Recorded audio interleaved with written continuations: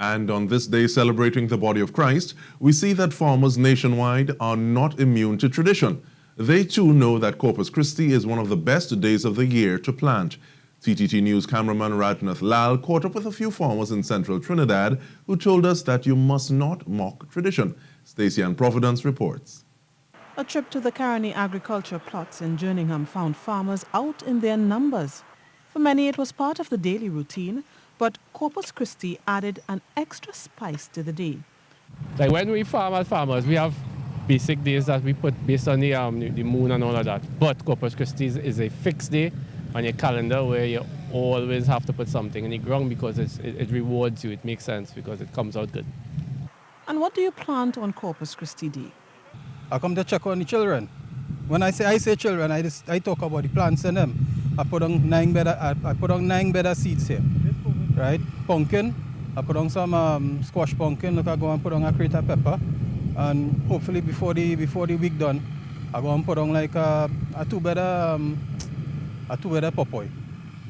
COVID-19 restrictions has forced many of us to become home gardeners, a trend these agriculturalists believe we should hold on to. Every household should have a kitchen garden, and it doesn't matter where you are, whether you're in a high-rise or whatever. It's so easy to do because you just need you can take old tires, you can take an old bucket, you can make a trough.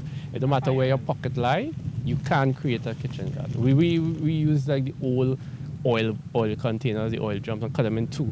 And with that, you have your trough where you have your side, your celery, all sort of stuff. Your buckets you need for if you're going to put peppers or tomatoes.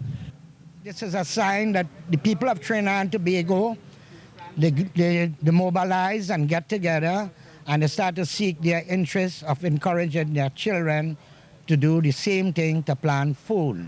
Food is the backbone of our country. We can't drink oil and we cannot eat gas. And for those who still can't see the worth of the farmers and the essential service they perform, they're asking for some extra blessings. And I hope everybody a prosperous Corpus Christi, and for their produce and thing and whatnot.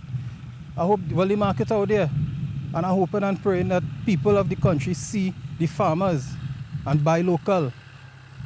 According to tradition, anything you plant on Corpus Christi will thrive.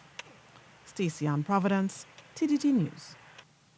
And we continue with live discussion of similar content at 7 p.m. in our response to COVID news. In further news of the children, planting was encouraged in many communities with the distribution of seeds provided by the Ministry of Agriculture. In the Aruka Maloney constituency, a group of young men who showed some initiative in their community got a further push from their MP as she made the rounds distributing seeds this morning. We met them at Building 9 in Maloney. Maloney doesn't have a lot of land in order to do farming, but we do have some very entrepreneurial young people who want to farm and have been farming on the areas that they could do farming. A representative of the Maloney group said they've seen the benefits of their undertaking. Community effort. It's not just I, but all my brothers and them. You know, we just decided instead of just wasted time, we could come and do something, and it is worthwhile, you know.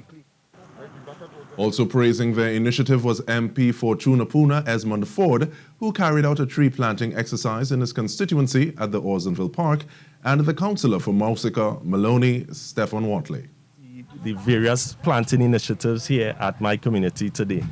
Some years ago, this would not have been a norm, but through the efforts of the government and our dear MP, Camille Robinson-Regis, we have brought this to the area, and we want to congratulate all the young men who has taken up this stance to plant what you eat and eat what you grow.